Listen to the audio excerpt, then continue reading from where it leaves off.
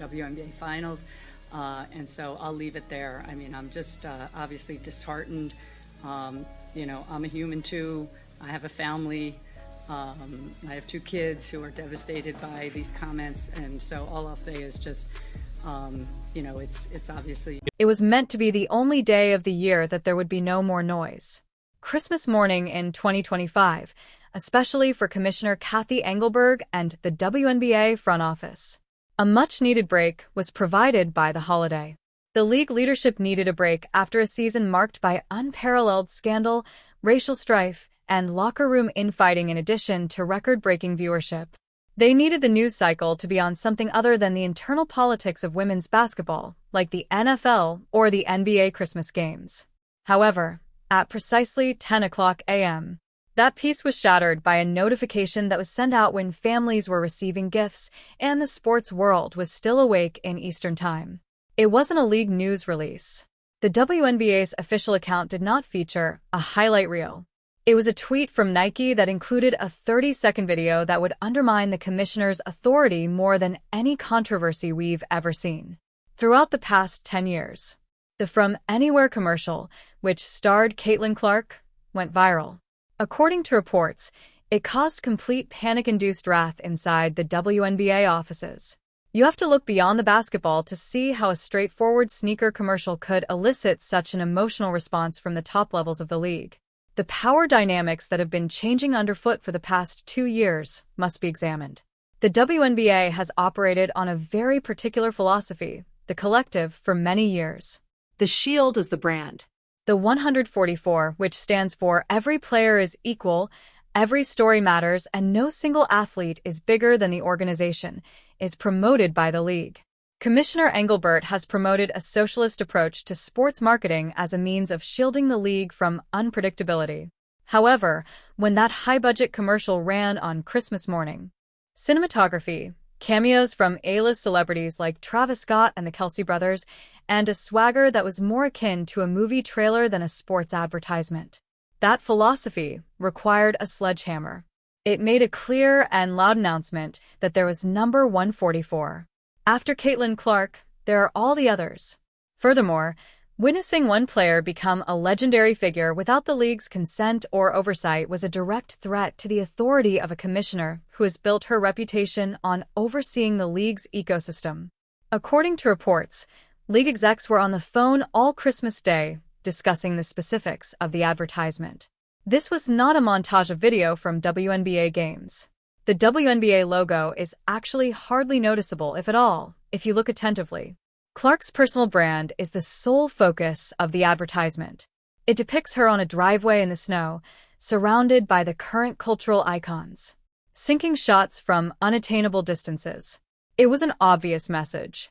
The world asks, "Can you make it from here?" "From anywhere," she responds. It presents her as a cultural phenomenon that goes beyond basketball rather than as a player. According to insiders, Engelbert thought this was a rogue operation. To make sure that marketing materials promote the WNBA brand, the league typically collaborates with partners like Nike.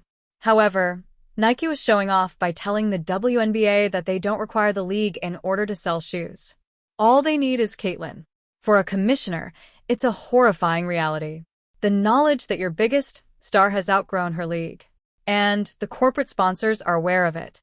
However, the timing of this release adds an unavoidable dimension of malice to the issue. We must discuss the unparalleled league in order to completely understand the fury in the front office.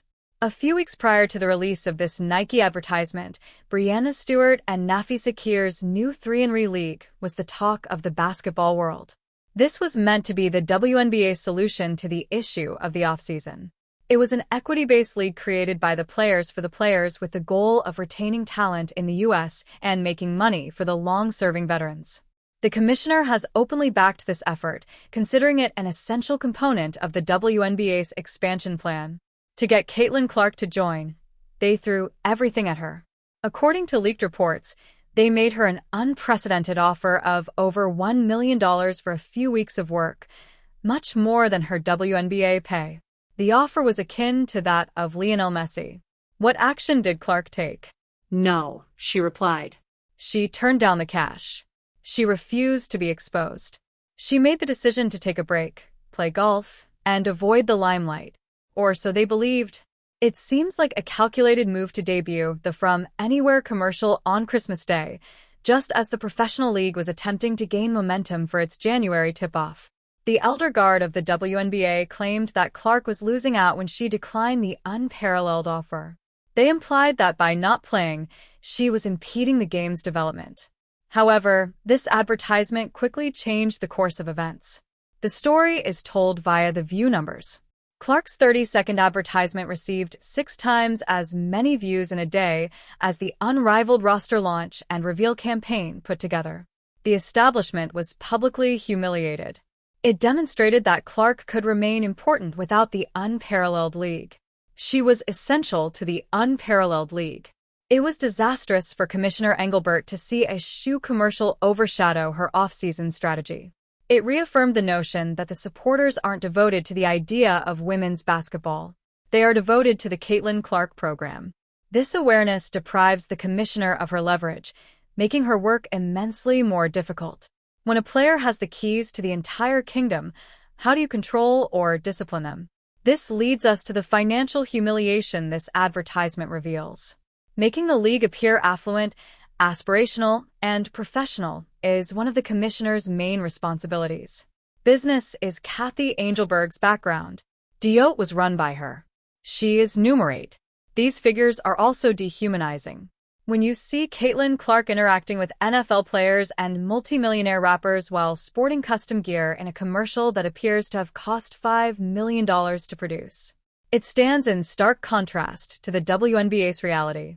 That 30-second clip had a higher production value than the majority of WNBA broadcasts. Every viewer is reminded that while Clark is earning millions from Nike, Gatorade, and State Farm, the league she actually plays for offers her a rookie salary that, to be honest, wouldn't cover the cost of the catering for that commercial shoot. For Engelbert, this is a PR nightmare. She is currently attempting to promote the idea that the WNBA is a significant league while negotiating future collective bargaining agreements. However, this advertisement always shouts the opposite when it plays during an NBA or NFL playoff game. It makes it quite clear that the main money is not in the league. It gives the Players Association the ability to point at the screen and say, "Look at that. Look at the value she is generating. Why are we fighting for scraps?" It makes the league look cheap. It makes the leadership look incompetent for not capitalizing on this value sooner. There are rumors that team owners are calling Engelbert, asking why they aren't seeing a penny of this marketing explosion. The anger isn't just jealousy, it's business. Nike is laughing all the bank. The commissioner's fear is probably at its worst in the locker rooms, where the most harmful consequences of this commercial are occurring. The A.A. Wilson factor must be discussed. A.A. Wilson is currently the greatest player in the world by all conventional standards, a champion, and a 3-time MVP. She has an agreement with Nike as well. She recently had a commercial released as well. However, the internet is a harsh place, and as soon as Clark's advertisement appeared, side-by-side comparisons began to fly. Analysts and fans noticed the disparity in quality right away. Clark's advertisement was expensive, gloomy, and cinematic. Wilson's advertisement was criticized for being aesthetically flat, uncomplicated, and low effort. Online, the story began to take shape immediately. Nike is undermining AA in order to support Caitlin. The commissioner doesn't care if that is accurate or not. The perception is what counts. The two biggest stars in the league and their respective teams are severely strained as a result of this commercial. Regardless of how hard they work or how many rings they earn, it supports the conspiracy claims of many seasoned players that the corporate system is biased against them. For the past 2 years, Engelbert has worked to put out fires related to player behavior, hard fouls, and Caitlin Clark's targeting. This advertisement simply doused those fires with a tanker of gasoline. How does A.A. Wilson not feel betrayed? When a rookie receives the Michael Jordan treatment while they receive the generic treatment, how can the other veterans not feel insulted? Resentment is bred by this. It makes you angry. And on the court, that rage shows up. The commissioner is aware that the product on the floor will suffer if the 2026 season devolves into a retribution tour where veterans target Clark because they believe Nike has humiliated them. Basketball becomes a drama series as a result. It puts you at danger for harm. Scandals could result from it. All of this eventually rests on the commissioner's desk. The cameo power play in this commercial, which was a clear jab at the WNBA's past, must also be discussed. Honoring the past has been the technique used in nearly every significant WNBA marketing effort over the last 10 years. Sheryl Swoopes, Lisa Leslie, Sue Bird, and the lineage are all brought in. It's a way to honor the women who founded the league. However, those legends were noticeably missing from anywhere. The torch was not passed. The founders were not acknowledged. Rather, it was men who validated Clark. Travis Scott is a world-renowned hip-hop artist. The contemporary titans of sports journalism are Jason and Travis Kelce. Michael Che from Saturday Night Live. Nike made the conscious decision to place Clark outside of the WNBA timeframe. She isn't just the next WNBA player, they are telling the crowd. Alongside the world's largest male celebrities, she is a pop culture icon. This is the ultimate insult to the gatekeepers of women's basketball, the Sheryl Swoopes of the world, who have criticized Clark's fan base. "We don't need your validation," it states. Travis Scott has confirmed this for us. It avoids the league's hierarchy entirely. Commissioner Angelberg is aware of the risks involved. The veterans must support her. She needs the league's support from the alumni.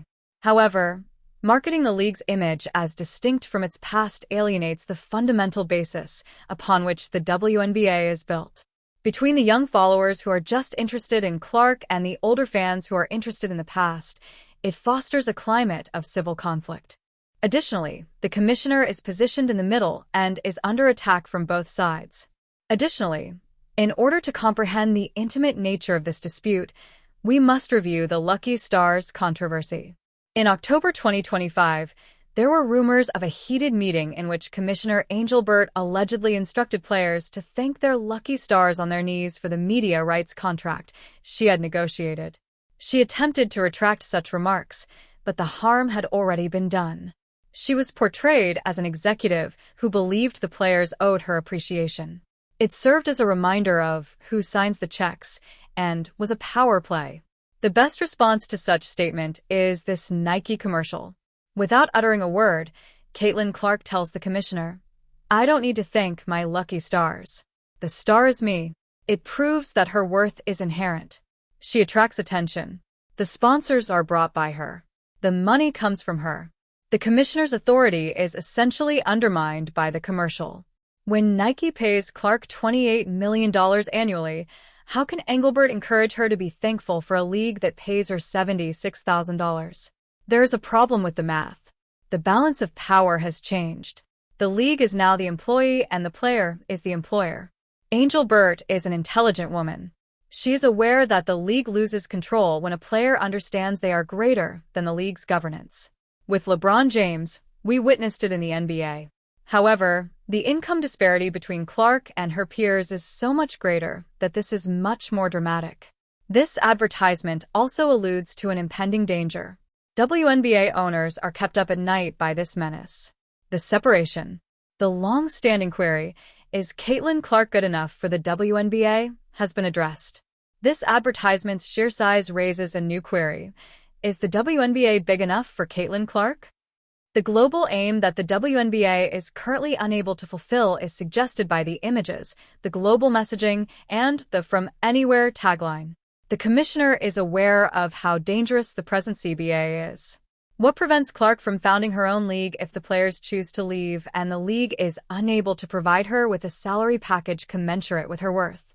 What would prevent Nike and Amazon from organizing a world tour featuring Caitlin Clark that would surpass the WNBA in popularity? This commercial demonstrates that there is money, even though it sounds absurd. Nike is prepared to invest in any car that yields the highest return if they are prepared to spend this much money on a 30-second place. Caitlin Clark, not the Indiana Fever or the WNBA as a whole, is currently that vehicle. This advertisement serves as a warning. It states, "We built this star, and we can take her anywhere, At reality, the anger at the commissioner's office is dread. The dread of being outdated. The worry that Clark will only use the WNBA as a springboard and not as a final destination. Let's examine the worldwide fraud that also created a stir in more detail. The phrase "from anywhere" in the advertisement suggests a worldwide audience. It displays no distance is implied. It talks to everyone. However, Nike failed to release the related items abroad, which was an ironic turn of events that the internet seized upon right away. In the comment section, fans from China, Brazil, France, and Spain demanded to know why they were unable to purchase the shoes. This is a blowback on the WNBA, even though it is officially a Nike logistical failure. Commissioner Engelbert has been discussing international expansion constantly. She desires a Toronto team. In London, she wishes to play games. However, the WNBA's image suffers when the largest marketing campaign in the sport's history alienates foreign fans by treating them like ghosts. The idea that the league is amateur hour is strengthened by this. Unable to plan a worldwide launch for a worldwide star. This is yet another example of the talent being let down by the infrastructure. Since she represents the company and it currently appears disorganized, Engelbert bears the brunt of the criticism. The psychological effects on the next season must also be taken into account. Alev has successfully drawn a boundary for the 2026 season with this commercial.